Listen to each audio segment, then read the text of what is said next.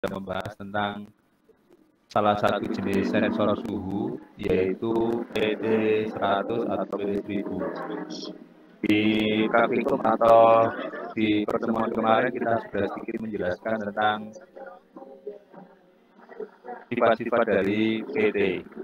Nah, sekarang kita akan sedikit melihat contoh-contoh rangkaian, salah satunya yang kita gunakan di dalam praktikum kemarin. Pada saat kita akan mengoperasikan sebuah PT atau sensor PT, dua hal yang harus ada atau terpenuhi, nah, bukan dua ya, ini tiga ya. Jadi di kasus ini kan sebuah PT itu memiliki sifat dalam bentuk resistansi, di mana resistansi dari PT itu didefinisikan sebagai, kalau PT 100 didefinisikan sebagai 100 plus 0,38 dikali T. Nah, di sini ada tiga hal yang harus diperhatikan, dan itu sudah kita lakukan di praktikum. Yang pertama adalah di sini ada faktor yang tidak bergantung dengan suhu, sebut saja pangkat 0. Ini tidak tergantung dengan suhu. Yang kedua adalah yang bergantung dengan suhu atau pangkat 1 ya.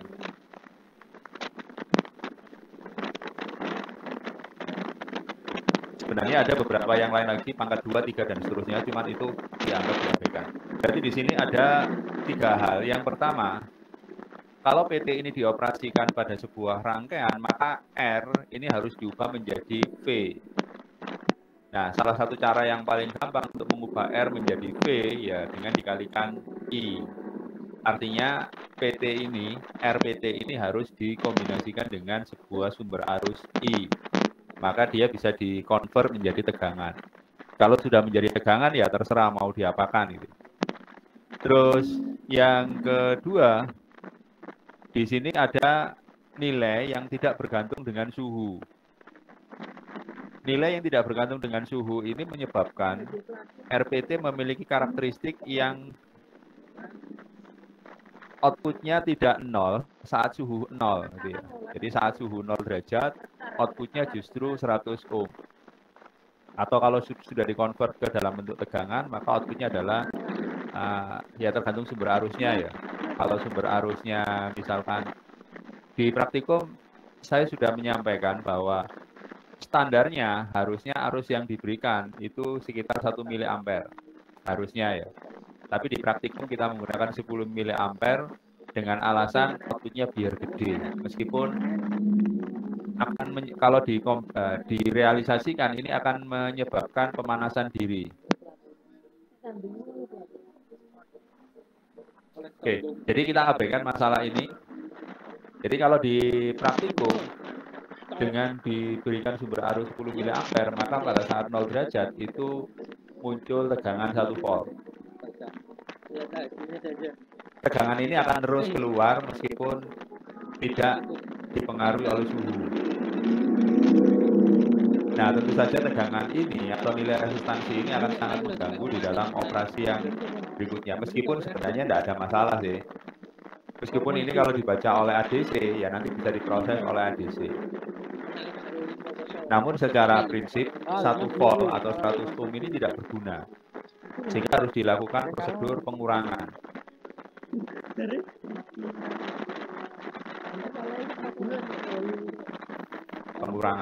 Jadi di sini sudah ada 2 poin, yaitu harus ada sumber arus dan harus ada rangkaian pengurang. Yang ketiga, ya tentu saja proses penguatan. Karena di sini nilai dari RPT yang bergantung dengan suhu bisa kita lihat ini kan kecil sekali, 0,38. Pada suhu 100 derajat. Maka nilai RPT adalah 138 ohm. Nilai RPT 100 setelah diubah ke tegangan, nilainya menjadi 1,38 volt. Setelah dikurangi 1 volt, maka akan menjadi 0,38 volt. Nah, ini nilai ini sangat kecil sekali dibandingkan dengan katakanlah LM35 ya. LM35 pada saat suhu 100 derajat, nilai tegangannya itu bisa mencapai 1 volt. Kalau ini hanya 0,38 volt. Sehingga diperlukan penguatan, ya diperlukan penguat dan penguatannya cenderung lebih besar. Jadi ini diperlukan penguat. Nah, di sini bisa kita lihat memang cara untuk mengoperasikan PT itu menjadi lebih ribet atau lebih sulit dibandingkan dengan LM35. Jadi butuh 3 hal, sumber arus, pengurang, penguat. Kalau LM35 paling banter yang dibutuhkan adalah penguat. Namun di industri yang paling banyak digunakan itu justru ya PT ini, dan nanti yang kita sebut sebagai thermocouple. Nah, nanti kita pelajari lebih lanjut. Kenapa yang digunakan PT dan thermocouple? Ya karena jangkauan pengukurannya lebih tinggi. Bisa mencapai ratusan bahkan ribuan derajat. Kalau LM35 tidak memungkinkan. Jadi sesulit apapun rangkaian yang diperlukan, nanti kalau menggunakan thermocouple menjadi lebih rumit lagi. Nanti akan kita pelajari. Kalau PT 100 atau PT 1000 ini, itu rangkaian yang harus digunakan itu cukup ribet. Cuman kalau untuk skala industri ya tidak ada masalah gitu ya. Standar industri tidak ada masalah, tinggal dibuat meskipun harganya bisa jadi mahal. Rangkaian itu bisa mencapai jutaan, bukan hanya ribuan atau ratusan ribu, tapi bisa mencapai jutaan harganya. Belum lagi PT 100, PT 1000-nya mungkin juga mencapai jutaan kalau di industri. Tapi bagi industri, nilai seperti itu tidak ada masalah. Kalau LM35 meskipun murah, ya tidak mungkin digunakan di industri, kecuali untuk keperluan terbatas. Oke, saya lanjut. Sehingga di sini ya intinya harus ada sumber arus,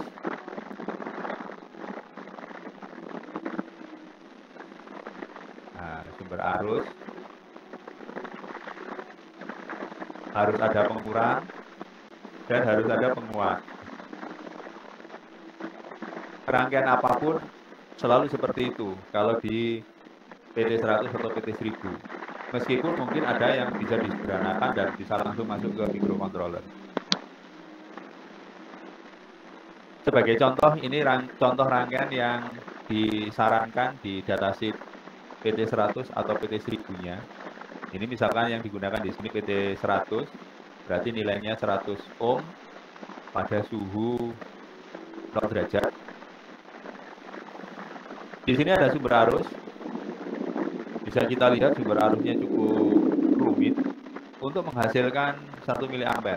Nah, tadi sudah saya sampaikan bahwa standarnya itu yang diinginkan, standarnya untuk sumber arusnya itu disarankan 1 mA untuk menghindari pemanasan diri, self heating. Meskipun yang digunakan di praktikum mencapai 10 mA. Kemudian di sini ada rangkaian penguat plus pengurang. Ya, ada rangkaian penguat pengurang, sama persis dengan yang kita bahas di praktikum. Kemudian ini juga dilengkapi dengan penguat dan filter. Ini ada filter. Nah, saya tidak akan membahas terlalu banyak ke penguatnya. Kita lihat dulu di sumber arusnya, karena ini cukup menarik sumber arusnya.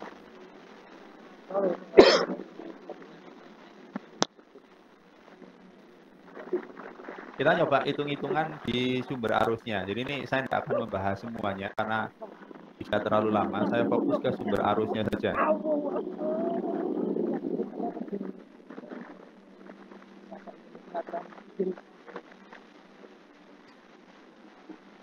Nah, di sini sumber arusnya mengeluarkan arus 1 mA. Nah, persoalannya bagaimana caranya bisa mengeluarkan 1 mA? sebuah sumber, syarat dari sebuah sumber itu apa sih bedanya dengan misalkan arus biasa? Katakanlah ada sebuah tegangan 5 volt, kemudian diberi R, katakanlah 5 kilo ohm, kan muncul arus 1 miliampere, kan selesai. Nah, di sini ada tegangan, ada R, ada arus 1 ada tegangan, ada R, maka muncullah arus 1 miliampere. Kenapa enggak sesederhana begini?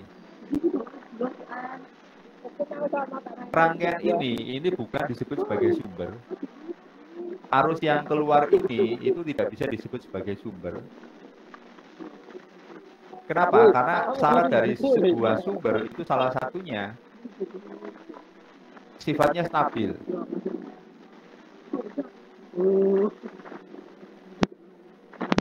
Pertama, sifatnya stabil. Tidak terpengaruh dengan beban.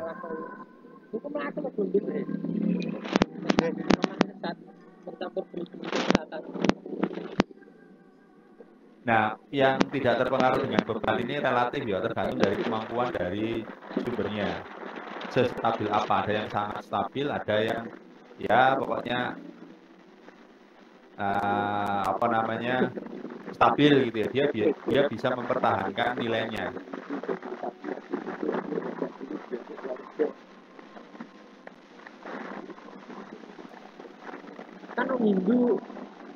Rangkaian yang seperti ini sebenarnya bisa juga dianggap sebagai sumber kalau memang diinginkan dalam batas yang sangat sederhana. Sebenarnya bisa. Jadi I sama dengan V per R. Ini bisa digunakan sebagai sumber. Cuman masalahnya, nilai I ini sangat terpengaruh dengan nilai R dan sangat terpengaruh dengan nilai V. Sangat itu artinya ya memang dekat sekali. Terpengaruh secara penuh. I sebanding dengan V, I berbanding terbalik dengan R. Ini sangat terpengaruh secara penuh. Kalau sebuah sumber itu biasanya diusahakan, ini tidak terlalu terpengaruh, meskipun ada kemungkinan terpengaruh. Sehingga di sumber-sumber yang modern itu dipasang sebuah kontrol. Dipasang sebuah kontrol sehingga bisa menjamin bahwa output yang dikeluarkan itu relatif stabil. Jadi sampai segitunya. Tapi kalaupun ini dianggap sebagai sumber, sebenarnya bisa dalam batas-batas tertentu. Asalkan outputnya relatif tidak berubah ya. Nah, sekarang contoh begini. Kalau kita katakan sumber V biasanya digambarkan katakanlah begini. Terus kita sebut tegangannya 10 volt. Sumber V ini kalau diberi sebuah beban, ini beban R, maka mengalirlah arus I.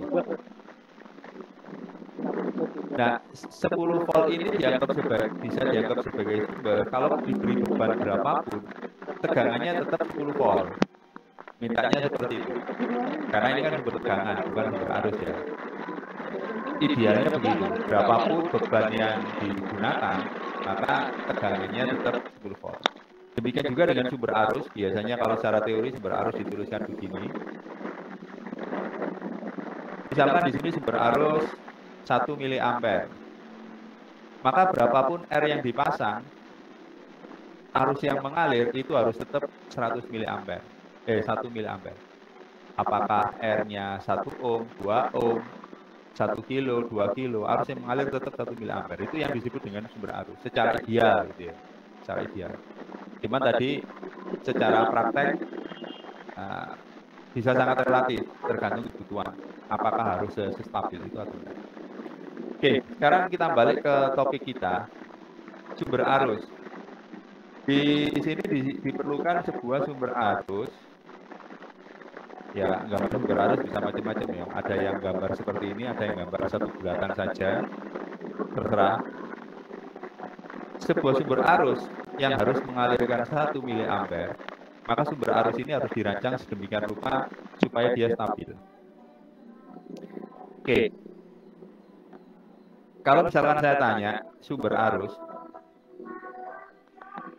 Sebentar. Kalau saya tanya sumber tegangan, ada yang bisa memberi contoh? Contoh sumber tegangan itu apa? Contoh yang kategorinya sumber tegangan, apa?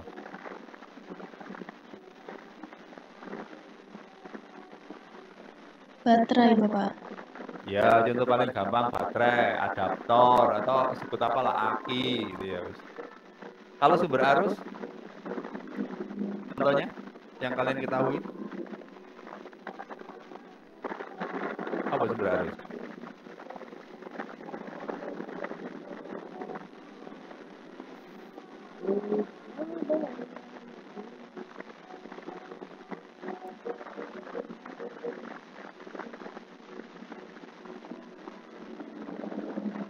Apa sumber arus? Ada yang tahu bentuknya sumber arus?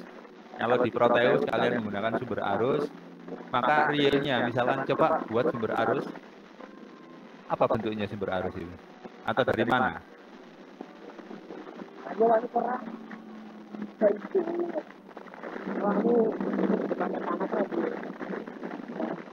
Bentuk, contohnya misalkan seperti apa? Atau kalau tidak bisa tahu bentuk, sumber dari sumber arus itu sebenarnya apa?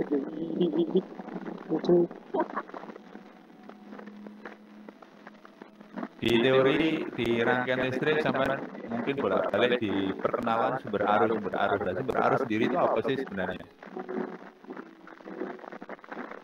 Secara teori kita dengan enak ngomong sumber arus. Syarat sumber arus pokoknya begini. Kalau dibebani arusnya tidak berubah. Tapi sebenarnya apa sih contohnya sumber arus? Kalau sumber tegangan, ya apapun yang bisa menghasilkan tegangan dan relatif tegangannya stabil. Contoh baterai, ya diberi beban kecil, diberi beban besar. Misalkan baterai 1,5 volt, diberi beban berapapun ya paling sekitar ini ya mungkin pada saat naik mungkin mencapai 1,55, saat drop katakanlah 1,4 ya kurang lebih masih stabil lah. Tapi kalau sumber arus, contohnya apa? Ada yang pernah tahu?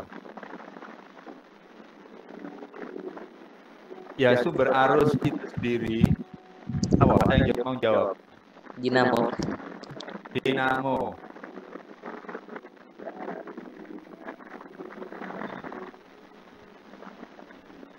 Ya oke.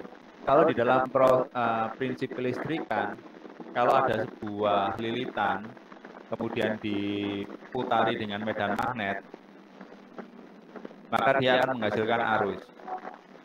Ya bisa juga itu disebut sumber arus. Cuman dalam kenyataannya kebanyakan sumber dinamo ini atau ya sebut aja generator. Meskipun yang dikeluarkan adalah arus, tapi kebanyakan digunakan sebagai sumber tegangan. Kebanyakan. Kita tidak ngomong generator itu sebagai sumber arus secara umum ya. Kebanyakan kita ngomongnya generator itu sebagai sumber tegangan. Nah, bagaimana cara mengeluarkan tegangan dari arus? Ya berarti tinggal mengatur putarannya saja. Putaran dari generator itu diatur sedemikian rupa sehingga tegangannya bisa dianggap stabil. Ya boleh dianggap ya sebenarnya sumber arus dan sumber tegangan itu kan sama ya, mengeluarkan arus dan tegangan. Tapi kalau kita ngomong sumber arus sendiri yang banyak digunakan di dalam rangkaian atau di dalam prakteknya, itu sebenarnya apa sih? Ya sebenarnya adalah ya sumber tegangan. Karena memang yang dikenal secara umum kita menggunakan tegangan. Jadi sumbernya adalah sumber tegangan. Kemudian dikonvert menjadi sumber arus. Jadi artinya kalau kita ngomong sumber arus seperti ini ya asal-usulnya dari tegangan. Dari sumber tegangan dikonvert menjadi sumber arus. Ya realnya seperti itu. Meskipun sebenarnya baterai dan seterusnya ini pun ya bisa dianggap sebagai sumber arus. Tapi lebih banyak dioperasikan dalam bentuk tegangannya karena yang stabil itu tegangannya. Nah kalau kita ngomong sumber arus yang sesungguhnya itu sebenarnya ya tidak ada. Asal-usulnya ya dari sumber tegangan yang ada terus dikonvert menjadi sumber arus. Jadi itu yang dilakukan. termasuk rangkaian yang ada di sini, itu ya sumbernya itu kan dari mana? Ya dari tegangan kan, ini op amp, dari mana sumbernya? Ya tegangan, gitu ya. Sumbernya tegangan. Ini juga tegangan. Kemudian dia dirangkai sedemikian rupa sehingga keluarlah arus. Maka di sini muncullah arus. Sumber arus ini pada saat dibebani nilai berapapun dia harus cenderung stabil. Jadi ini nanti dianggap sebagai beban sehingga arus yang mengalir di titik ini itu harus stabil. Ya oke, sekarang kita coba lihat.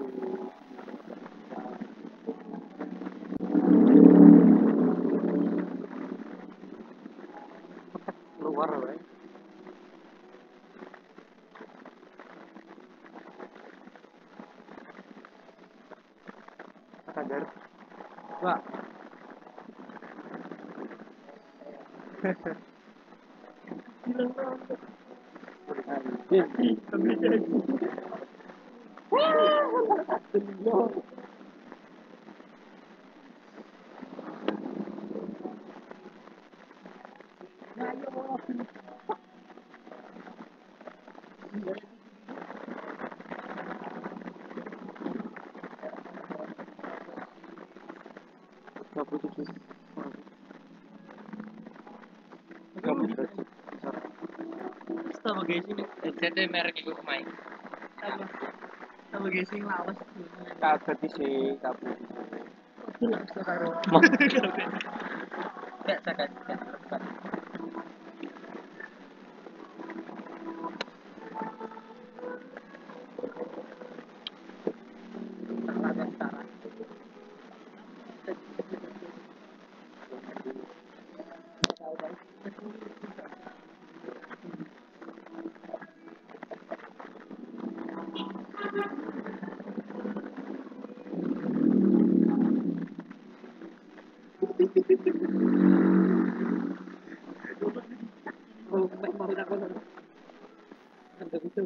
Sorry, ini tiba-tiba keluar jadi ke exit.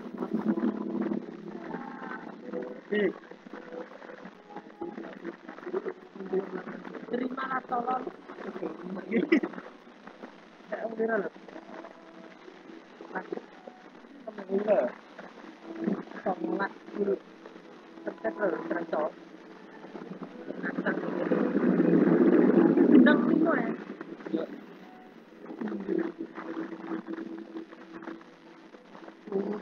Oke, baik, saya lanjutkan.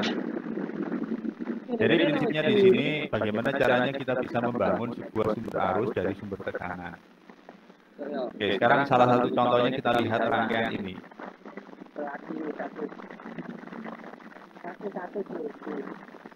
Rangkaian ini menggunakan dua buah op amp.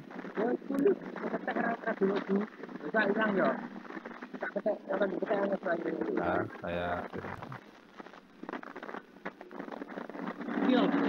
op amp yang pertama ini itu beroperasi sebagai penguat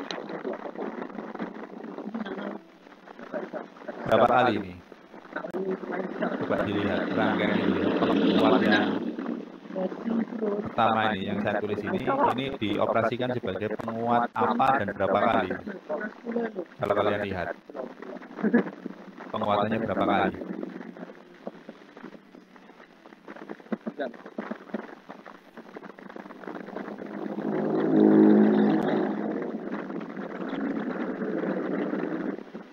Ada yang memberi saran, ini penguat jenis apa dengan penguatan berapa kali?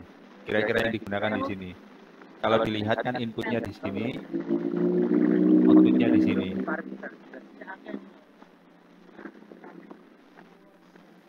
Ini penguat berapa kali? Penguat apa? Konfigurasi apa? Terus berapa kali?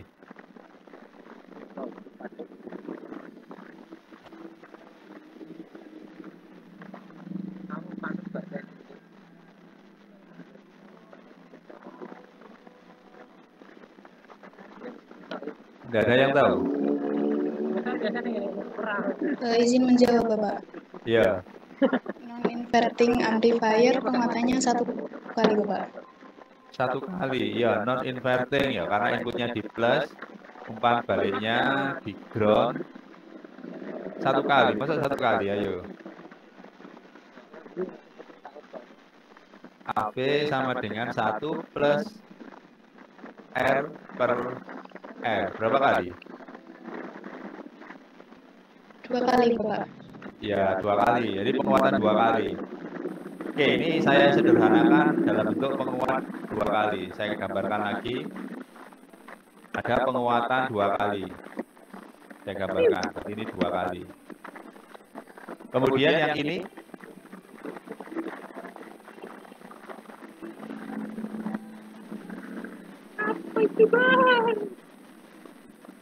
rangkaian itu konfigurasi apa, penguatan berapa kali?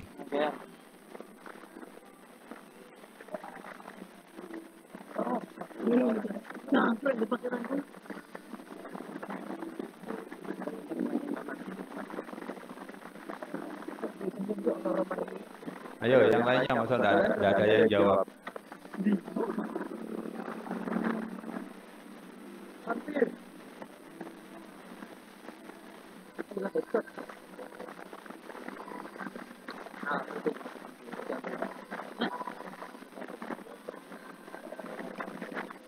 Halo, halo, mana suaranya? Penguatan berapa kali nih? Kalau dilihat dari konfigurasinya, ini kan input di plus. Berarti mestinya ini ya kategori non-inverting. Dengan penguatan berapa kali ini? 1 kali. 1 kali. 1 kali, gitu ya. Dengan asumsi R yang di bawah ini itu kan mencapai tak hingga. Berarti R yang di bawah ini mencapai tak hingga. Terus ini R-nya ini nilainya 1. Karena kan langsung. Ini langsung kan berarti 1. 1 dibagi tak hingga ya 0. Berarti 1 plus 0 ya sama dengan 1. Penguatan 1 kali. Oke. Ini saya tulis penguatan 1 kali.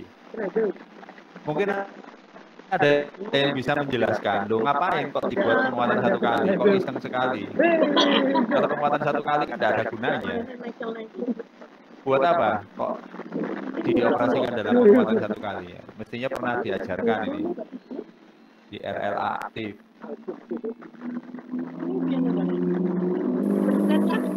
Buat apa? Buffer.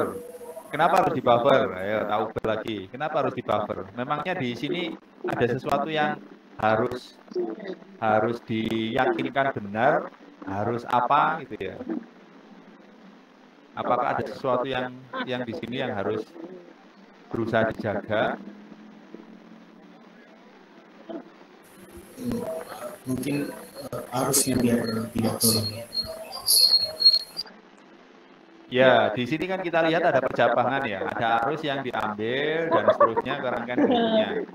Nah, agar tidak mempengaruhi perhitungan, maka ya secara perhitungan ini diinginkan arus yang mengalir ke op-amp ini 0. Diinginkan arusnya 0. Supaya arus 1 miliampere ini semua keluar. Tidak ada yang bercabang, tidak ada yang kurang. Meskipun ya ada arus yang masuk, tapi ordernya kan nano ampere gitu ya. 1 miliampere dibanding dengan 1 nano ampere mungkin 1 juta kali ya. Anggap aja ada gitu ya. Idealnya tidak ada.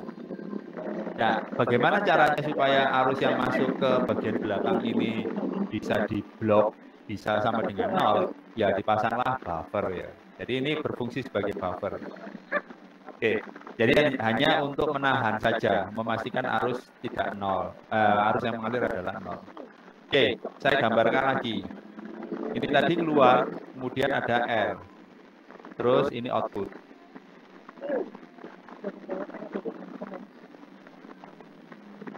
R-nya ini disebut sebagai R referensi 2,5 kilo. Berarti ini harus akurat.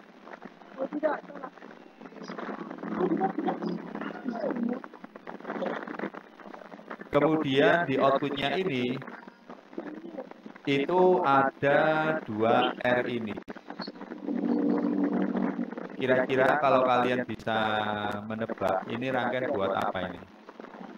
Ini supaya tidak mengganggu, yang lainnya saya buang dulu. Kalau kalian bisa menebak, kira-kira rangkaian apa? Dua buah R ini. Saya yakin kalian sudah diajari bahkan di rangkaian listrik. Sudah diajari. Bagi tegangan, Pak. Pembagi tegangan, kurang pas. Ada lagi? Kalian bisa lihat, di sini ada outputnya op-amp ya. Terus di sini ada tegangan 2,5. Berarti rangkaian ini menerima dua buah tegangan dari 2,5 volt, tegangan referensi, dan keluaran dari op-amp. Berarti ada dua buah sumber tegangan yang masuk ke resistor. Ini saya gambarkan di sini saja. Berarti ada tegangan V1 dan V2 masuk, kemudian ini outputnya. Rangkaian apa ini? Atau kalau teori apa yang berkaitan dengan rangkaian itu? Modal, Pak. Iya, oke lah ya, semua rangkaian percabangan itu disebut sebagai rangkaian node atau apalah. Cuman punya nama tersendiri khusus untuk rangkaian yang seperti ini. Ada yang tahu? Diferensial. Tidak cocok karena ini tidak ada positif negatifnya. Ini kan tidak ada positif negatif, ini semua positif saja. Teori rangkaian listrik.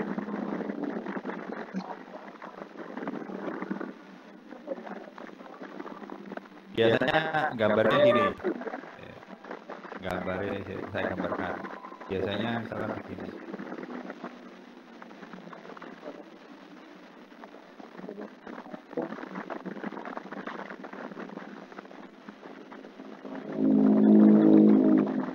B1, B2, R1, R2. Ini V. Berapakah V? Jika pada ujung-ujung R1 ada V1 dan ujung R2 ada V2. Berapakah V? Rangkaian apa ini? Atau teori apa yang menggunakan prinsip ini? Ayo ini sebelum saya tulis lagi apa ini? Saya yang tahu. Mes, Pak. Apa ini? Saya tahu ya? Apa? Superposisi. Iya. Rangkaian ini menggunakan prinsip superposisi. Artinya sebuah rangkaian yang berasal dari lebih dari satu sumber digunakan untuk mengetahui kombinasi dari sumber-sumber tersebut itu menghasilkan tegangan berapa. Jadi di sini outputnya berapa sih dengan adanya V1 dan V2, R1 dan R2. Dengan superposisi, sampai saya yakin sudah pernah ingat diajari. Ini pertama dihitung V aksen 1. Pada saat V aksen 1, V2 dihubung singkat. Terus dihitung ada pembagi tegangan antara R1 dan R2, sumbernya V. Ketemulah V1 aksen. Kemudian V2 aksen. Sebaliknya, V1 dihubung singkat, V2 diaktifkan. Ada pembagi tegangan R2 dan R1 dan seterusnya. Hasil akhirnya V sama dengan V1 ditambah V aksen 1 tambah V aksen 2. Kan kira-kira begitu. Sehingga hasilnya bisa dilihat di sini. Rangkaian ini sebenarnya rangkaian penjumlah pasif. Karena memang tidak ada proses penguatannya. Kalau mau tahu hitung-hitungannya silakan sampai hitung sendiri. Ini outputnya V hasil penjumlahan itu sama dengan setengah dari R1. Setengah dari sebentar, ini saya hapus dulu aja Kak Ruwet, kita balik ke rangkaian utamanya.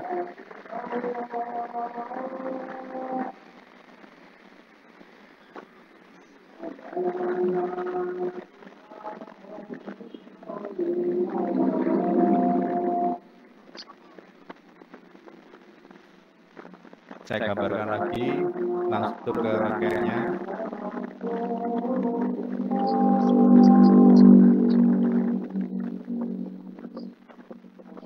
Ini sebut saja A, ya tegangan A. Karena ini penguatan satu kali, maka di sini juga A. Kemudian di sini ada V ref tadi. Kalau gambar aslinya kan begini ya, ini ada Vref, terus ini dari outputnya op amp. Vrefnya nilainya 2,5 volt. Nilai resistornya itu ternyata R dan R, berarti sama. Berarti di sini kombinasi dari A, tegangan A, dan tegangan pada Vref, sehingga menghasilkan tegangan B. Anggap aja begitu. Maka tegangan B ini kalau dihitung menggunakan teorema superposisi akan dihasilkan sama dengan setengah dari A ditambah Vref. Setengahnya, ini penjumlahan, tapi setengah. Kenapa setengah? Karena pasif, tidak ada penguatannya. Oke, berarti B nilainya sekian. Nah, makanya di sini muncul penguatan 2 kali. Gunanya untuk apa? Untuk mengembalikan lagi. Sehingga di sini muncul setengah A tambah VR dikalikan 2. Berarti langsung muncul A plus VR. Berarti di titik ini muncul itu. Nah, sekarang bisa kita lihat di resistor referensi ini muncul tegangan pada titik atas adalah A plus VR, titik bawah adalah A. Sehingga arus yang mengalir di sini, I, bisa dengan mudah kita hitung. Berarti I itu kan sama dengan selisih V atas dan V bawah. Berarti A plus VR min A. Nah, ini kan A plus VR yang bawah A. Berarti kan begini. Dibagi dengan R-nya. Berarti sama dengan PR per RR. PR sama dengan 2,5 volt, RR sama dengan 2,5 kilo. Berapa I-nya? 1 miliampere. Berarti dapat 1 miliampere. Sehingga di sini bisa kita lihat, selama komponen yang digunakan ini benar, maka rangkaian selalu menghasilkan arus yang mengalir di resistor ini itu sebesar 1 miliampere. Apapun yang terjadi. Asalkan Vref benar, ya, nilai-nilai R-nya ini benar, penguatnya benar, dan sebagainya benar, maka arus yang mengalir itu selalu 1 miliampere. Tidak terpengaruh dengan apapun. Karena di sini sudah saling diumpan balikkan, saling muter, membentuk sebuah sistem kontrol. Nah, karena di sini muncul arus, selalu muncul arus 1 miliampere. Ini saya hapus lagi dulu, biar nggak ruwet.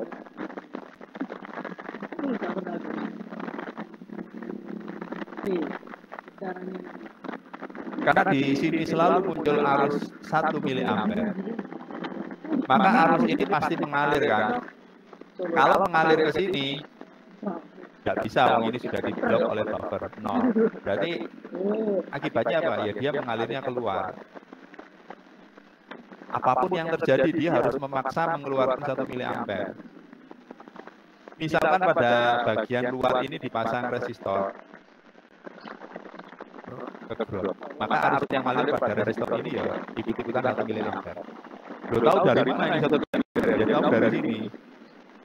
Bahwa arus yang mengalir di R ini 1 miliampere. Kok bisa tahu selalu 1 miliampere? Ya karena tegangan yang muncul A di sini diumpan balikkan, dan seterusnya digunakan untuk kontrol tegangan yang ada pada ujung atasnya. Dari sini akhirnya bisa didapatkan bahwa arus yang mengalir selalu 1 miliampere karena hanya ada unsur P referensi dan R referensi. Selalu 1 miliampere. Loh, apakah tidak ada arus kebocoran? Tidak ada. Ini sudah diblok oleh buffer, sehingga semua arus itu keluar. Berapapun R beban yang ada di sini, arus yang mengalir diusahakan selalu 1 miliampere. Nah, kira-kira begitu. Ini dasar dari contoh sumber arus yang digambarkan di sini. Sehingga arus 1 miliampere ini ya bablas terus ke bawah. Dia tidak akan ke sini. Bablas ke bawah, terus ya pasti nanti akan dipengaruhi, kalau di contoh rangkaian ini ada percabangan ke penguat ini. Ya pasti gitu, ada percabangan. Cuman di sini supaya arus yang mengalir di percabangan ini tidak besar, maka R yang ada di sini itu harus besar, jauh lebih besar dari R yang ada di sini. Nah, R-nya di sini kan 2,5 kilo, ini 100 kilo. Ya, kurang lebih 40 kalinya lah. Sehingga ada kemungkinan ya memang ada bocoran yang ada di sini. Tapi setidaknya kecil sekali 1/100-nya. Kalaupun error ya mungkin 1% gitu ya. Oke, ini contoh rangkaian yang direkomendasikan oleh datasheet dari PT 100 atau PT 1000-nya. Oke, itu cara melihat rangkaiannya. Untuk yang penguat nggak usah. Terus coba kita lihat yang kita gunakan di praktikum. Ini harus kita paham karena digunakan di praktikum. Meskipun di dalam rangkaian yang kalian coba di simulasi, ini terpaksa disederhanakan ya. Karena biar gampang saja. Nah, kalau di praktikum di lab, ini harus dicoba dalam bentuk rangkaian yang sesungguhnya. Di rangkaian ini sama persis, ini ada sumber arus. Cuman sumber arus ini sekali lagi saya sengaja mengeluarkan 10 mA supaya apa? Tegangan yang keluar bisa besar, biar bisa besar sehingga penguatannya tidak terlalu butuh yang besar. Kalau di contoh tadi kan sumber arusnya hanya 1 mA sehingga penguatannya ya harus 10 kali dari ini. Ini kan tidak terlalu besar. Ini pun penguatannya kemarin kan 12,82 kali kalau tidak salah. Nah, kalau ini dibuat 1 mA ya bisa kita bayangkan berarti penguatannya itu mencapai 128 kali. Nah, itu tidak memungkinkan kalau dilakukan di level praktikum. Kalau di level industri itu mungkin saja karena komponen-komponennya kan digunakan yang komponen baik. Oke. Sekarang ini ada sumber arus di set 10 mA. Kemudian nanti masuk ke PT yang berupa R sehingga berubah menjadi tegangan. Di tegangan ini diperkuat, selain diperkuat, itu juga dilakukan pengurangan pada sisi input negatifnya. Sekarang kita coba bahas yang sumber arus versi yang kita gunakan di praktikum. Ini ya gampang-gampang susah. Ini saya paksakan untuk kalian tahu karena paling tidak kan kalian harus mengenal yang namanya transistor dan seterusnya ya. Terutama di sini komponen utamanya kan transistor. Kalau yang di rangkaian tadi komponen utamanya adalah op-amp. Nah, saya anggap kalian juga harus paham tentang transistor. Oke. Kita coba bahas.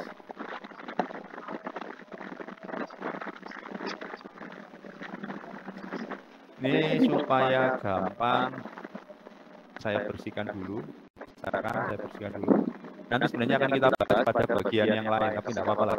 Sedikit saja.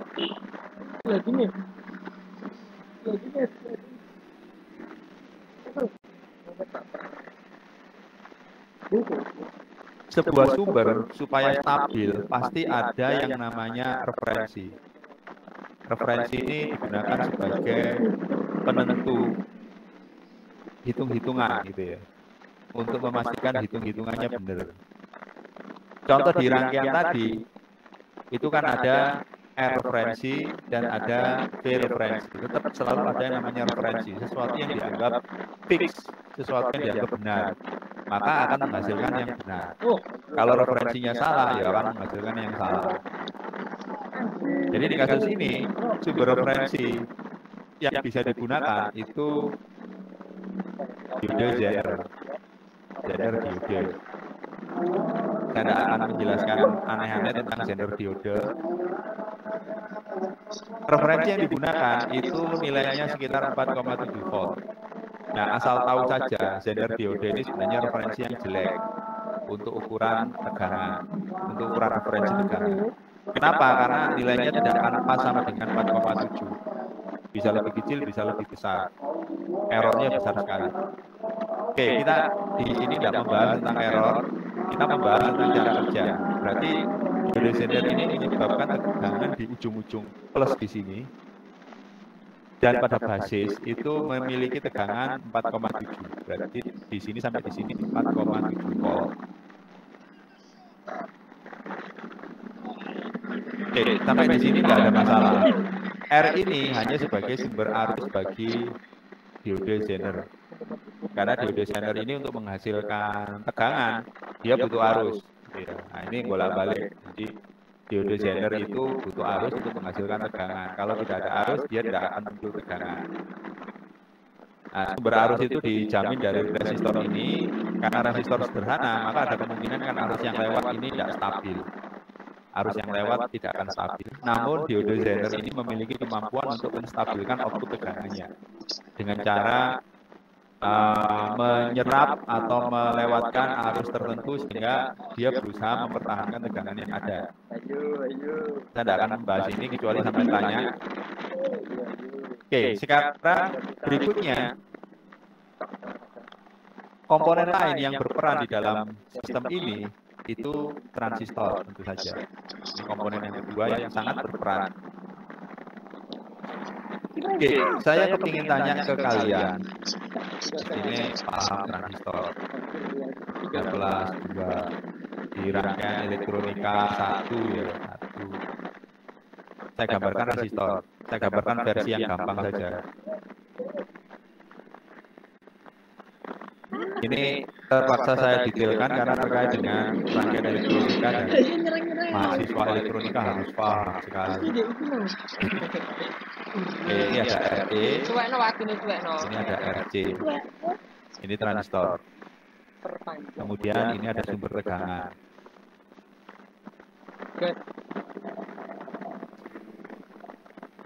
Kalau misalkan, ini saya tidak tanya konfigurasi transistor ini dalam bentuk apa karena tergantung relatif, tergantung apa namanya persepsinya. Kalau misalkan pada transistor ini muncul tegangan basis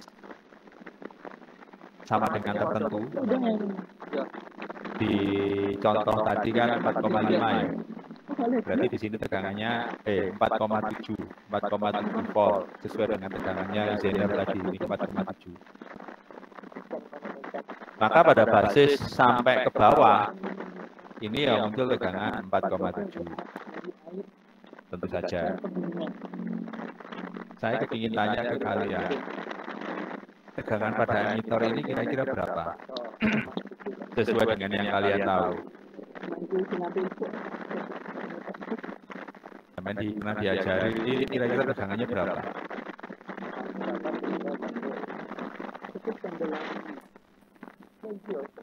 Ini mestinya elektronika 1 ya, bahan.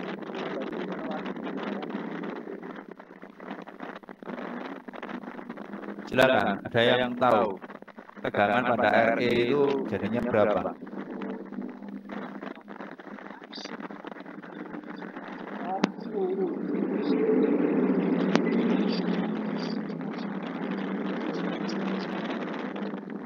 Ini prinsipnya sederhana ini mestinya. Ayo. Masa tidak ada yang bisa jawab, ayo.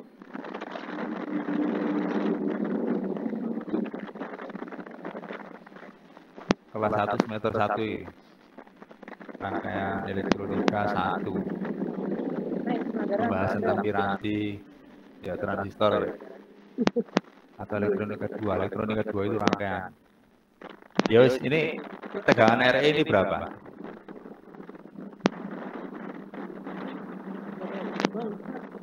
Ayo, mana ada yang ngomong ini?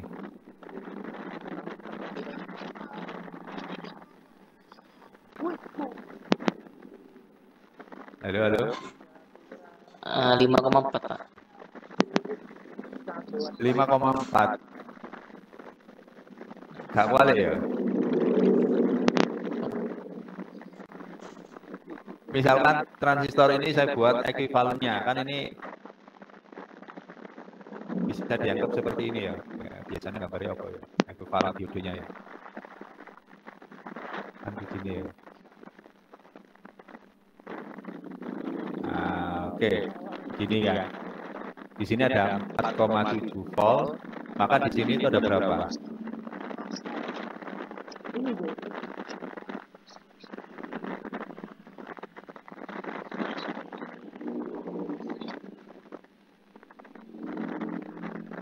Ini kan transistornya NPN ya.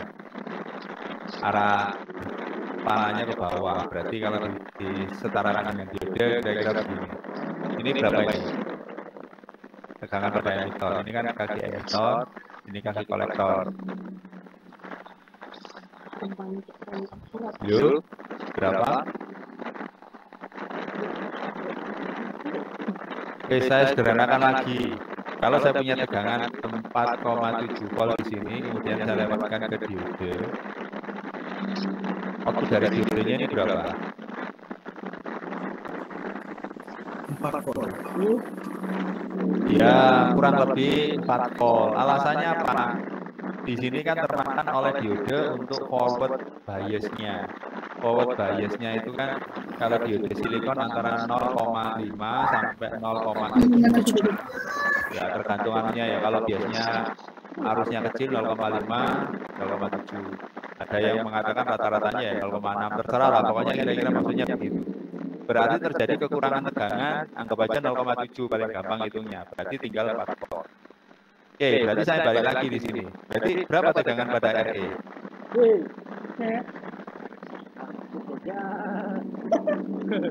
Tuh, telepon orang yang mana? Berapa? 4. Iya, 4 volt ya, kan sama prinsipnya. Jadi, karena rangkaiannya seperti ini, maka otomatis di emitor ini muncul tegangan 4 volt. Oke, saya hapus dulu, biar gak bingung. Berarti pada emitor ini muncul tegangan 4 volt. Nah, sekarang pada emitor itu dipasang resistor, resistor emitor RE. Kalau misalkan pada RE ini saya pasang R400 ohm, berapa arus yang mengalir pada emitor?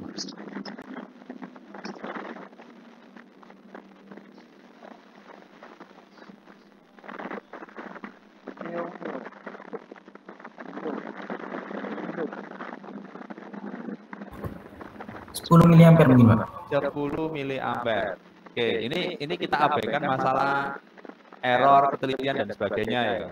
Jadi ketelitian dari diode tegangan basis emitornya tadi kan bervariasi antara 0,5 sampai 0,7 sebenarnya realnya. Ini kita anggap aja 0,7 biar gampang. Berarti muncul tegangan 4 volt, anggap aja ini kita anggap pasti. Terus karena R-nya 400 ohm pasti, maka bisa kita pastikan tegangan pada arus pada emitor adalah 10 miliampere.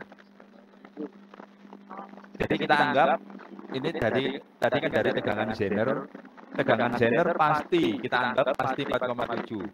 Kita abaikan aspek kesalahan apa namanya ya karakteristiknya, kita anggap itu. Terus di tegangan basis emitor kita anggap pasti 4,7. Resistornya kita anggap pasti 400 ohm. Maka arus yang ada pada emitor kita anggap pasti 10 miliampere. Oke.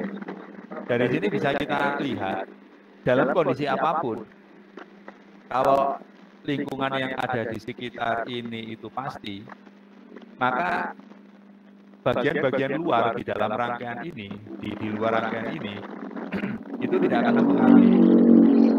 Karena di sini sudah ada siklus yang bisa dipastikan.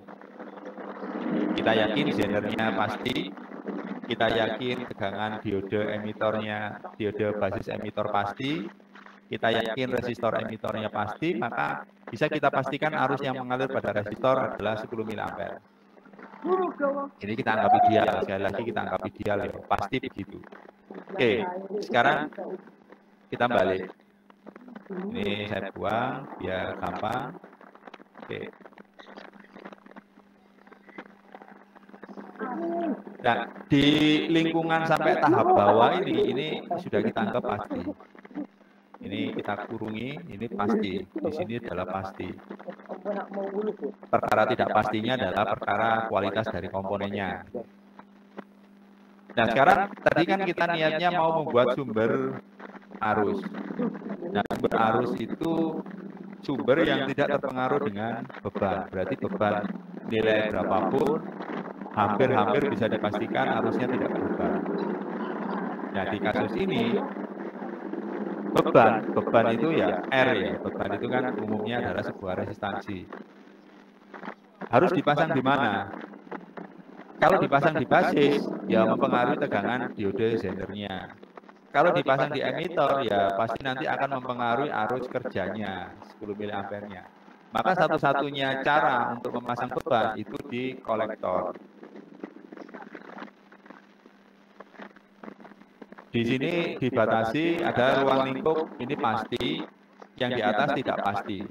Yang di bawah pasti, yang di atas tidak pasti. Sehingga di kasus ini satu-satunya cara untuk memasang beban adalah di kolektor.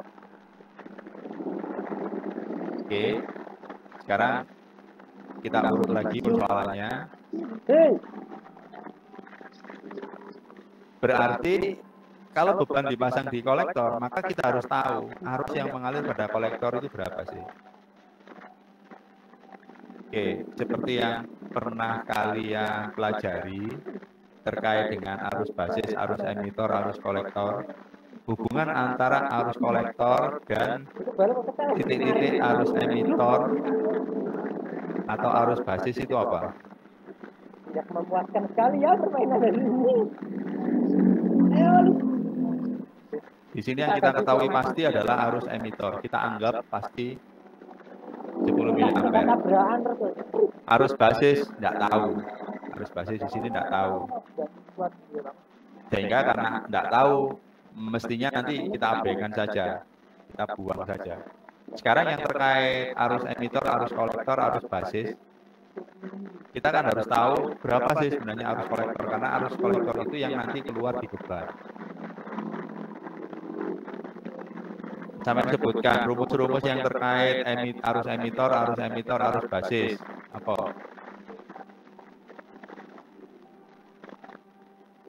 Ayo. Anak elektro harus ngerti. Tak gambar sing gampang lagi.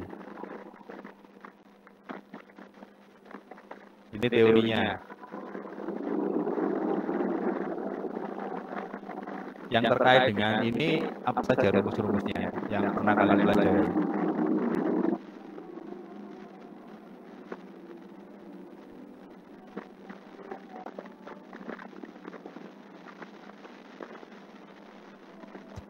Ayo, apa? Yang terkait dengan arus transistor. Masa hilang kabar? Itu Pak, IE sama dengan IC plus IB. Oke. IE sama dengan IC plus IB. Nah, di sini tadi kan kita tahu bahwa IB itu tidak jelas. Sehingga karena tidak jelas, ini kita usahakan dibuang. Sehingga IB harus diganti dengan sesuatu. Oke, rumus yang lain yang cukup membantu lagi apa? Yang bisa membantu selain ini. Ini benar. Cuman ini harus dikombinasikan supaya IB hilang. Tinggal hubungan antara IC dan IE. Apalagi yang pernah kalian tahu, IC sama dengan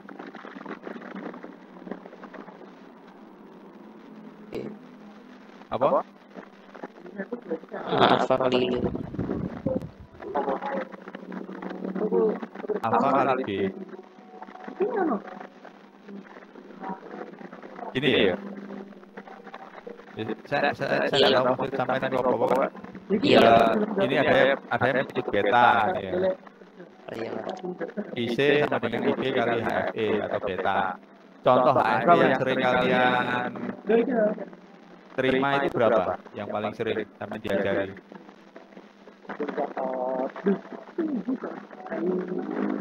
Berapa kali?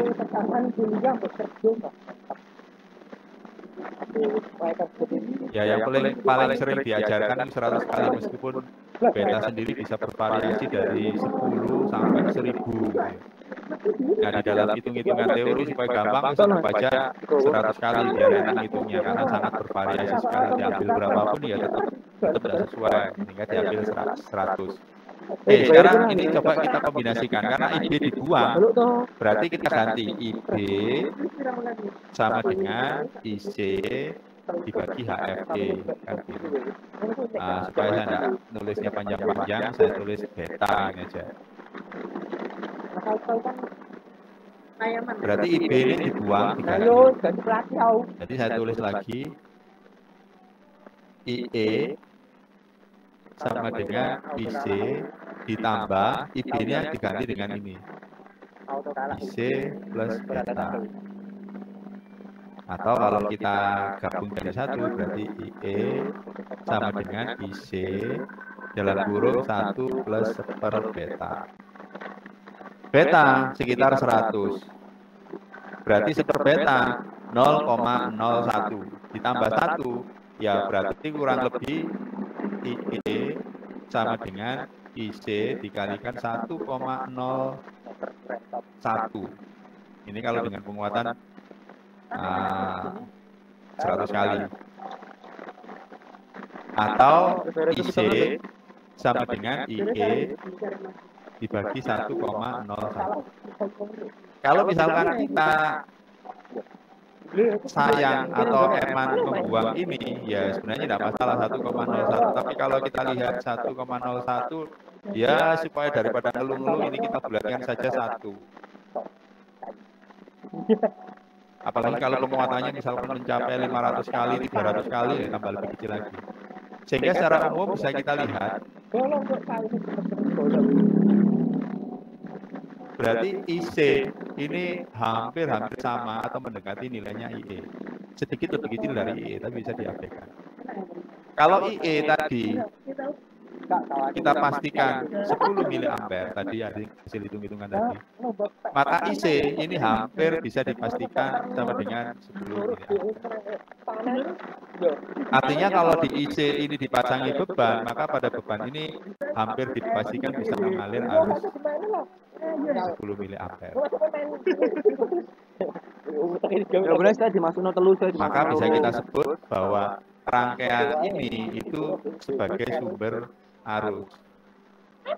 Rangkaian di sini sebagai sumber arus karena dia bisa menjamin atau memastikan ruang lingkup yang ada di sini stabil dan arus yang mengalir pada IC ini mendekati 10 miliampere. Stabil, tidak terpengaruh dengan beban. Beban ada atau tidak, ini relatif sama dengan 10 miliampere. Ya mestinya kalau bebannya tak hingga, ya arusnya ya pasti nol, ya tidak mungkin. Arus berapapun kalau bebannya tak hingga ya arusnya tetap nol. Tapi dengan beban yang normal, ya, misalkan digunakan untuk PT 100 atau PT 1000, mestinya tidak ada masalah karena resistansinya kan antara 100 sampai misalkan 138 ohm. Nah, ini kan tidak terlalu jauh sekali rentangnya, sehingga mestinya kita bisa menganggap bahwa arus yang mengalir pada IC ini cukup stabil. Nah, ini dasar dari contoh rangkaian sumber arus versi transistor. Nah, masalahnya karena konfigurasi dari PT ini sebaiknya berada di bawah ground ini ya, berada di ground supaya bisa diukur dengan mudah tegangannya. Apakah sebenarnya itu harus diletak di atas? Sebenarnya harus di atas. Karena dengan harus di atas, berarti kan di dalam konfigurasinya seakan-akan kolektornya itu harus berada di sini.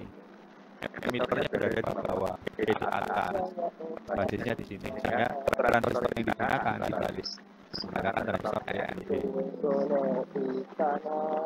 Ini kan sama dengan tadi, cuma tinggal dibalik. Nah, di sini bisa kita lihat komponen yang digunakan. Saya berjuku.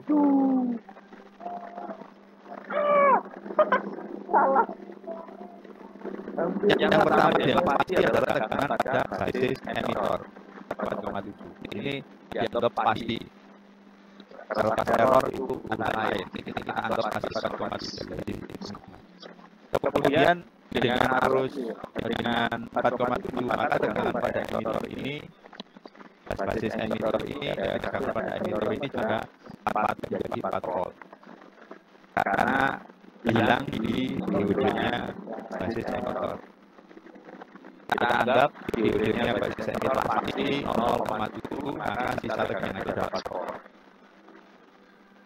Kalau pada resistor pada emitor ini di set 400 ohm, nah ini kan 330 ditambah resistor variabel ini dipastikan 400 ohm, maka arus yang mengalir pada emitor ini dipastikan sekitar 10 ampere. Stabil, pasti stabil. Nah, karena tadi kita bisa menghitung dengan kasar bahwa IC itu mendekati IE, maka arus pada kolektor ini juga bisa dipastikan di kisaran 10 ampere. Nah, ini contoh rangkaian sumber arus. Jika nanti pada saat masuk PT, ya berubah menjadi tekanan PT. Di mana RP nanti dikalikan 10 ampere jadilah PT. Kira-kira seperti itu dasarnya. Mungkin dari sini ada yang mau ditanyakan atau ada pertemuan. Ini sekali lagi saya akan menekankan rangkaian elektroniknya ya, biar kita sebagai mahasiswa elektronik ya benar-benar kontrol lah urusan komponen begini ya. Ini banyak yang saya skip sih, misalkan di video kok bisa pasti seperti itu dan seterusnya. Buat hasilnya yang saya skip. Saya hanya mengambil ya beberapa hal yang saya penting gitu adalah. Ada yang ingin ditanyakan? Saya izin bertanya, Pak. Iya. Resistor yang di emitor itu kenapa harus pakai variabel gitu, Pak? Kenapa nggak langsung pakai yang X400? Ya, masalahnya kan ini nanti di praktikum, terus belum tentu. Saya yakin kalian di bahan, di pengukuran listrik, itu pernah diajari. Kalau di R itu kan ada toleransi ya. Ada toleransinya. Kalau kita pastikan nilainya ada kemungkinan meleset, ya tidak pas 10 ampere. Itu alasan pertama. Alasan yang berikutnya 400 ohm itu ada di pasaran. Masih ingat standar E12 ya. Atau paling tidak yang standarnya lebih tinggi 24 itu tidak ada yang 400 ohm. Jadi terpaksa dibuat PR. Terus di sini dibuat agak mepet ke 400 ohm. Sebenarnya yang ada mepet 400 ohm ada 390 ohm, sehingga selisihnya hanya 10 ohm. Tapi khawatir, nah ini kan semua serba tidak pasti. Sebenarnya di realnya kan serba tidak pasti. Di realnya juga tidak tahu apakah pasti 4,7 jangan lebih rendah. Karena pada diodenya juga tidak pasti apakah 0,7 jangan lebih tinggi atau lebih rendah. Jika kalau ini dipepetkan 400 ohm dikali dengan 400 ohm, nanti agak susah untuk mendapatkan ini kan praktek ya, karena ini benar praktek saja.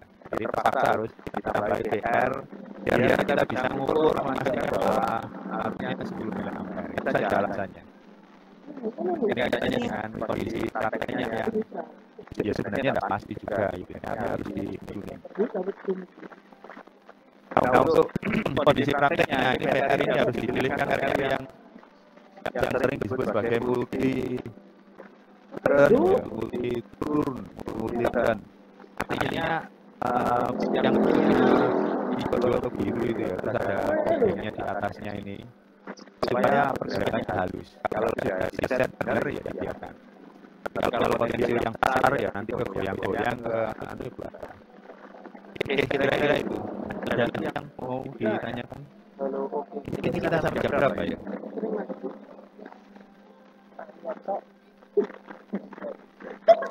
Jam berapa rencananya?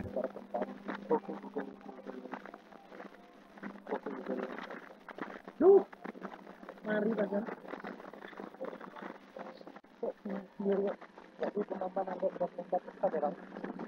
Jam berapa ini? Sampai 12.40 ya, masih ada Google. Kita lanjut. Ya, Oke, itu terus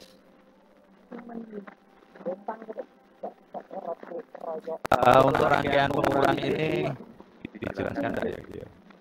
Panjang lagi. Mari. Baca ya. Ini pokoknya di sini ada rangkaian pengukuran dengan tekanan tertentu Di rangkaian pengurang ini sumber tegangan yang digunakan ini saya nggak usah menjelaskan itu hitungannya, ini panjang sekali. Di rangkaian pengurang itu ininya diberikan kemarin waktu di praktikum diberi sumber tegangan BZ zero.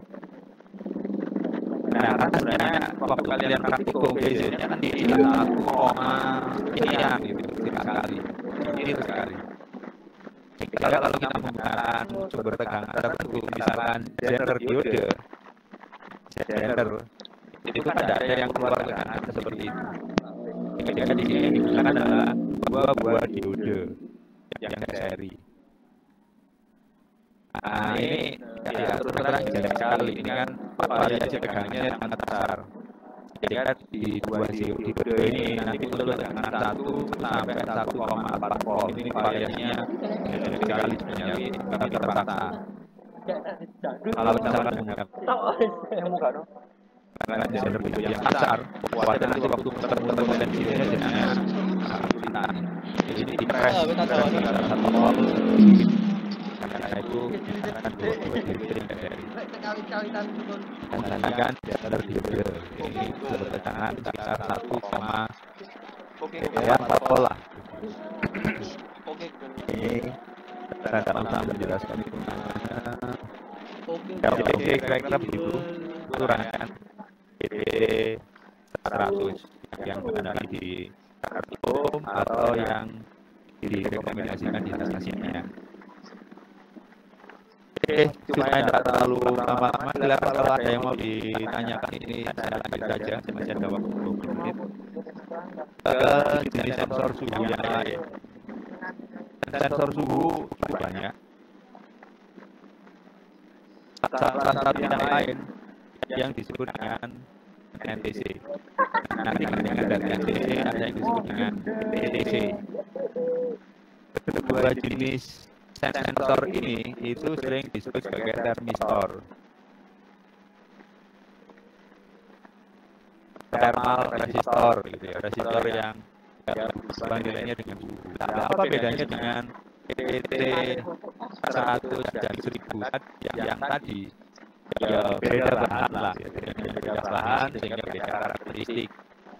Kalau PT ini hampir bisa dipastikan ini membentuk kurva yang lurus.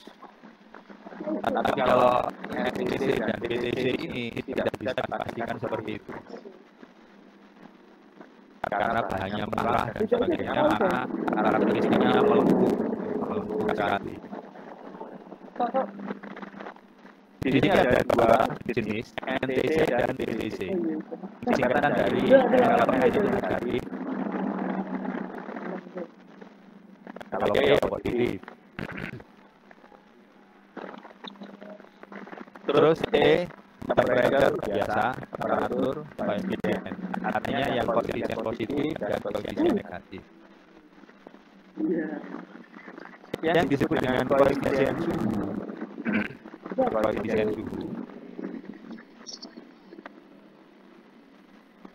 Ini sebuah parameter atau nilai yang menunjukkan pada saat sebuah bahan ini dikenai suhu tertentu, dia cenderung menjadi naik atau turun resistansinya.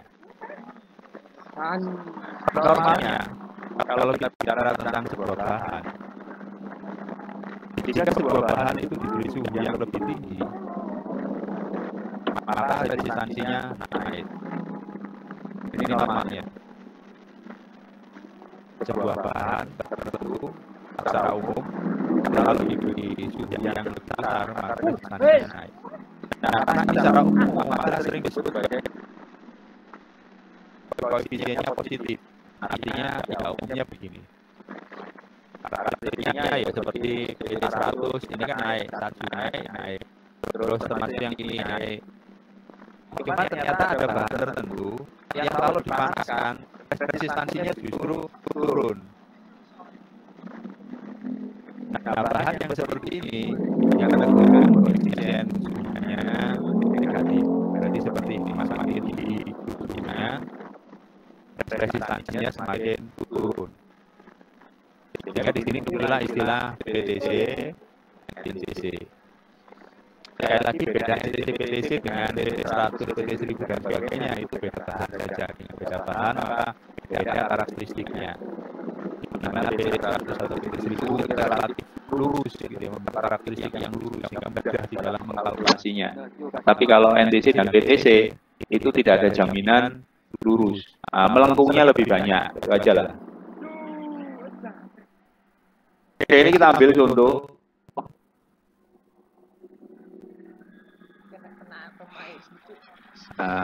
Contohnya mana ya? Pada ada.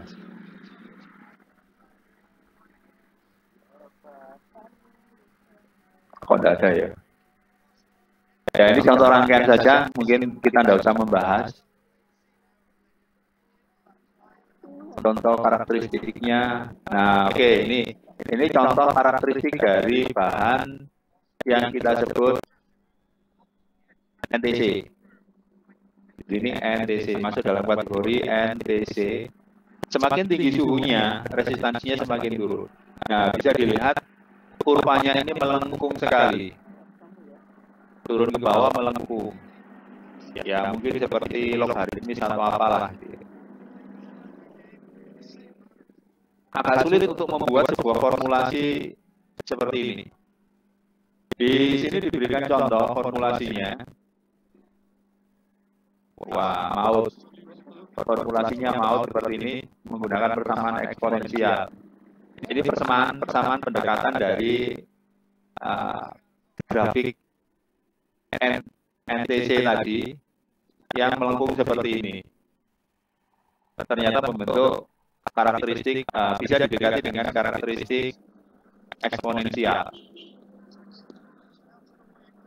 Nah, kalau ini kita masukkan dalam program, banyak karuan gitu ya, karena apalagi bahannya bisa berbeda, bentuknya bisa berbeda, kemudian NTC atau PTC yang ada di pasaran itu nilai resistansi dasarnya macam-macam sekali. Jadi kalau NTC itu banyak yang menggunakan seperti standar resistor E12. Jadi ada NTC 33 kilo, NTC 10 kilo, dan sebagainya. Seperti resistor. Pada suhu sekian derajat nilainya sama dengan itu. Ya, ini seperti di PT 100 atau PT 1000 misalkan resistansi pada suhu ruang nilainya 10 kilo, maka disebut sebagai NTC 10 kilo. Kalau di PT 100 atau PT 1000 itu kan resistansi pada suhu 0 derajat. Gitu ya.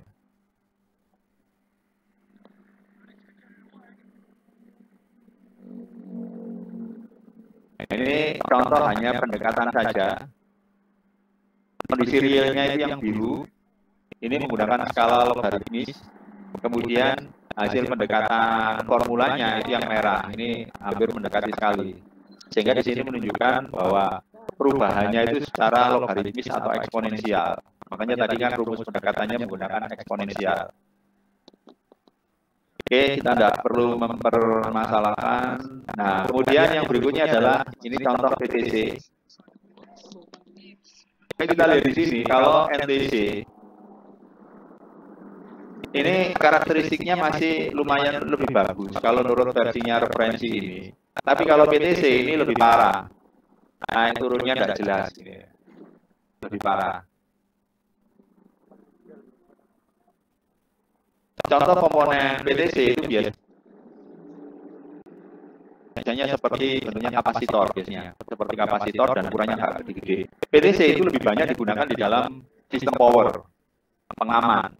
Jadi misalkan gini, ini katakanlah sumber jala-jala, biasanya banyak digunakan di langsung sumber AC. Kemudian ini, contoh di kulkas saja lah, contoh di kulkas, di lemari es. Di salah satu lemari es itu ada yang namanya pendingin, kemudian ruangan pendingin itu sering sekali terjadi keluar bunga es. Sehingga secara teratur dilakukanlah proses defrosting gitu ya. Nah, untuk proses defrosting ini itu intinya ada sebuah heater yang dinyalakan, ada heater yang diberi waktu, diwaktui gitu ya. Setelah sekian lama, heaternya dimatikan. Setelah sekian lama, heaternya dinyalakan gitu. Nah, cara yang paling gampang untuk mematikan atau menyalakan itu menggunakan PTC. Dalam kondisi awal, kondisi dingin gitu ya, PTC, nilai resistansinya kecil. Karena nilai resistansinya kecil, maka mengalirlah arus yang besar. Arus yang besar ini memanaskan heater, pemanas. Pada saat pemanas heater ini mulai panas, mulai keluar suhu tertentu, maka PTC ini ikut menjadi panas. Karena PTC ikut menjadi panas, maka resistansinya membesar. Dengan resistansi membesar, arus pada heater berkurang. Sehingga heaternya menjadi mati. Nah, contoh paling gampang gitu. Jadi biasanya banyak digunakan untuk sistem power lah. Pokoknya hubungannya dengan power. Bisa juga untuk pengaman arus lebih. Kalau arus lebih menjadi panas, kalau panas mati sendiri, kira-kira gitu. Itu contoh penggunaan dari PTC. Kalau NTC itu banyak digunakan untuk sensor-sensor suhu yang sederhana. Seperti tadi yang kita lihat, ya mirip-mirip seperti anu lah. Apa?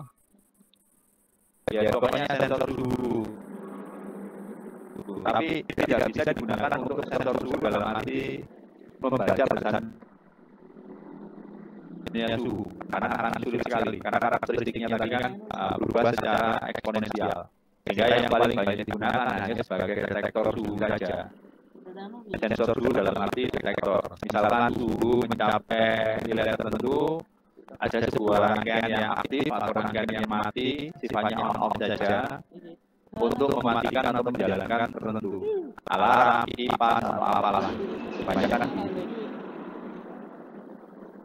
Tidak dipentingkan ukurannya, tapi yang dipentingkan adalah levelnya, deteksinya. Itu kebanyakan NTC digunakan seperti itu.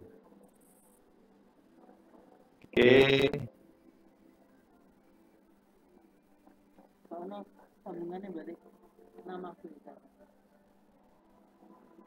Nah, ini yang sebenarnya yang terakhir yang akan kita bahas adalah thermocouple. Cuma thermocouple ini panjang sekali ini ceritanya.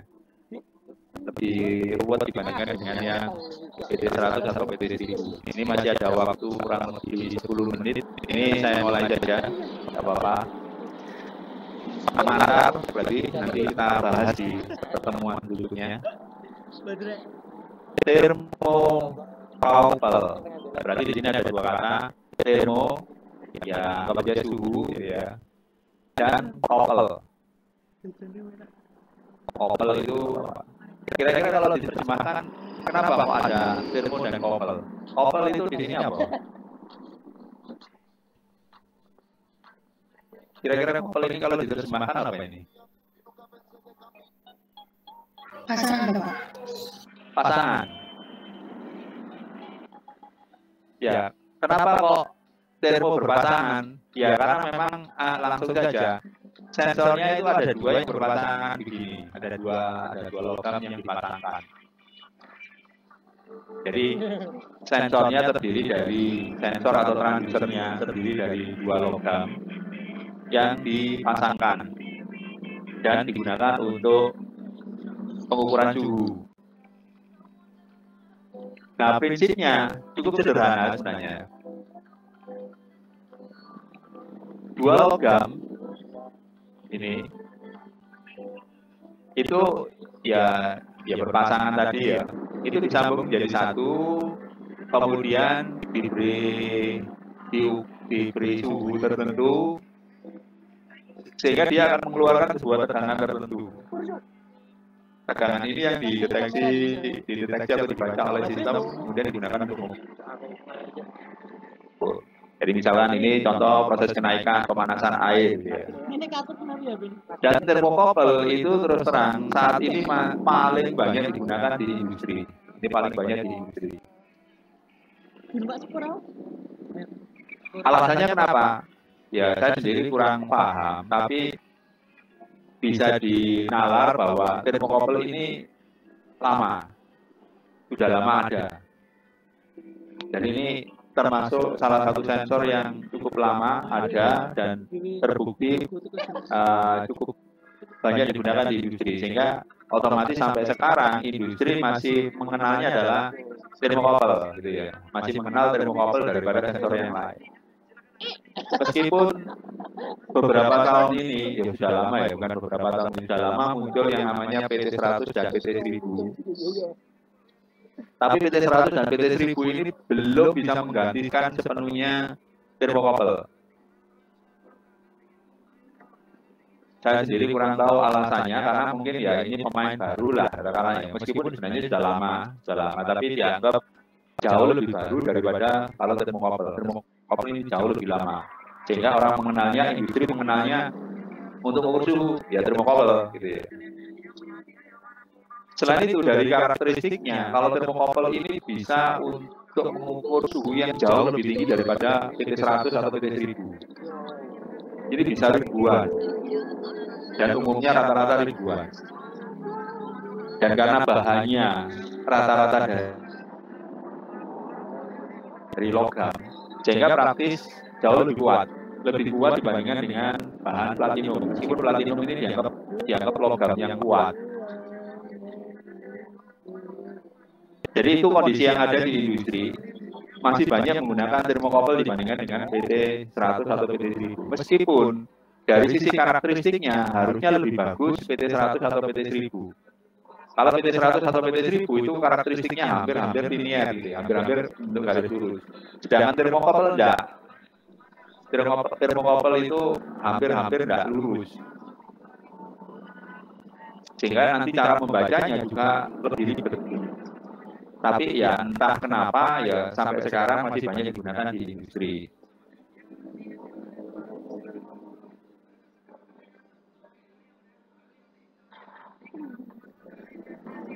Oke, ini untuk prinsip kerjanya nanti saja.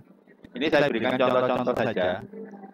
Contoh-contoh jenis-jenis dari termokopel. Nanti untuk detail cara kerjanya kita bahas di lain waktu biar enak pelan-pelan. Karena sekarang waktunya sudah hampir habis, kita santai saja dulu. Jadi termokopel prinsipnya dibuat dari logam yang berpasangan. Ini contoh-contohnya dari nikel kromium dan konstan, besi dan konstan, nikel kromium, nikel aluminium. Jadi terbuat dari dua logam yang berbeda. Karena terbuat dari logam yang berbeda-beda, maka karakteristiknya ternyata juga berbeda. Dimulai dari rentang pengukurannya, ada yang minus sampai plus, ada yang plus saja, ada yang sampai ribuan, gini ya. Ini macam-macam. Nah, masing-masing bahan itu melekat, diberikan kode-kodenya. Sehingga pada saat nanti kalian misalkan berkecimpung dengan termokopel, maka yang dikenali adalah kode-kodenya ini. Kalau di PT100, PT1000 yang dikenali itu nomor PT-nya tadi kan, PT100, PT1000, PT300, PT apa gitu ya. Kalau di termokopel yang dikenali adalah kode-kodenya. Sehingga nanti misalkan kalian melihat sebuah alat ukur tertulis termokopel tipe K, kalian ngerti, oh tipe K terbuat dari ini, karakteristiknya begini dan seterusnya. Termokopel tipe J, oh karakteristiknya begini dan seterusnya. Jadi harus hafal kodenya. Yang saya sendiri tidak begitu hafal, lihat saja, pokoknya begini dan seterusnya. Nah, yang paling banyak digunakan itu biasanya kalau tidak J, K, gitu ya. Itu yang paling sering digunakan. Nah, ini ada cukup banyak. Mulai E, G, K, N, P, termokopel tipe U. Nah, kalau dilihat karakteristiknya, perbedaan dari masing-masing termokopel itu kurang lebih seperti ini. Nah, kursornya. Kaki atas saja kira. Tolong kaki atas.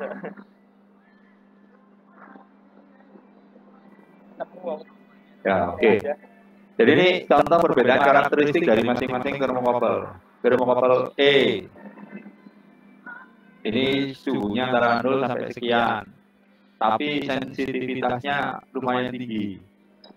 Ini kan penguatannya besar sekali. Artinya dengan delta suhu tertentu tegangan yang dikeluarkan besar. Ini paling gede tegangannya.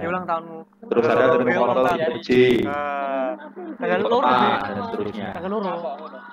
Nah, ini contoh perbedaan karakteristiknya. Nah, nanti yang digunakan di industri ya tergantung jenis yang digunakan. Contoh paling gampang misalkan di voltmeter tertentu, voltmeter digital atau apa, ada salah satu yang memiliki kemampuan untuk mengukur suhu menggunakan termokopel. Nah, biasanya di situ disyaratkan termokopel yang digunakan adalah termokopel misalkan tipe K. Ya berarti yang harus kita gunakan ya cari termokopel tipe K. Kalau misalkan kita gunakan tipe yang lain, ya hasilnya pasti beda karena ini kan jauh sekali variasinya. Tidak bisa dipertukarkan gitu. Tidak bisa dipertukarkan karena berbeda sekali. Nah, nanti kita akan nyoba melihat bagaimana cara mengukur masing-masing termokopel seperti ini yang beragam ini. Ya tentu saja kita tidak akan mempelajari semua aspek karena terlalu panjang. Kita hanya akan melihat dasarnya saja.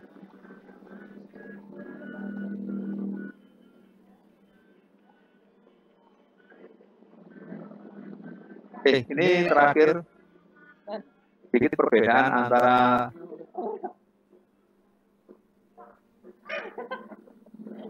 termistor tadi, kategorinya termistor, RTD, dan termokopel. RTD ini kan misalkan yang PT 100 tadi ya. Ini NTC dan seterusnya. Bisa dilihat karakteristiknya. Sebenarnya yang paling bagus dari sisi karakteristik itu RTD, PT 100 atau PT 1000. Tapi sekali lagi di industri itu masih tetap lebih suka dengan termokopel ya mungkin dengan alasan karena memang sudah terbiasa dengan itu, lebih percaya dengan itu, lebih terbukti bahwa itu lebih handal gitu ya. Meskipun RTD ini sebenarnya sudah dikembangkan dalam bentuk yang ya industrial type juga gitu ya. Bentuknya bisa dianggap sama persis lah bentuknya dengan termokopel dan rentang pengukurannya juga hampir sama. Cuman memang kenyataannya di industri masih banyak menggunakan termokopel. Meskipun bisa kita lihat karakteristiknya sebenarnya ya secara umum lebih jelek dibandingkan dengan RTD. Kalau termistor jenis yang NTC ini karakteristiknya ya tambah jelek sekali karena fungsi transfernya kan menggunakan persamaan eksponensial. Sehingga ini penggunaannya kebanyakan untuk detektor saja atau pengaman. Sedangkan RTD, PT 100, PT 1000 dan termokopel ini untuk pengukuran. Nah, di sini bisa kita lihat LM35 ya tidak masuk sama sekali dalam kategori di sini karena memang LM35 apa ya? Pangsa pasarnya berbeda, kebanyakan untuk di lab, di ruangan, di apa, bukan industrial type. Sehingga di sini tidak dibandingkan. Yang dibandingkan di sini kan bahan-bahan atau sensor-sensor yang sifatnya generik, tidak ada rangkaiannya. Kalau LM ini kan sudah IC ya, sudah IC sehingga kebutuhannya pangsa pasarnya berbeda. Oke, itu sedikit mengenai termokopel, nanti lebih detailnya. Dan ada beberapa contoh sensor suhu yang lain yang sudah digital akan kita bahas di waktu yang lain. Oke, karena waktunya ini sudah habis, untuk pertemuan hari ini saya cukupkan sampai di sini. Ya, mohon maaf kalau ada kesalahan, saya akhiri. Wassalamualaikum warahmatullahi wabarakatuh. Waalaikumsalam.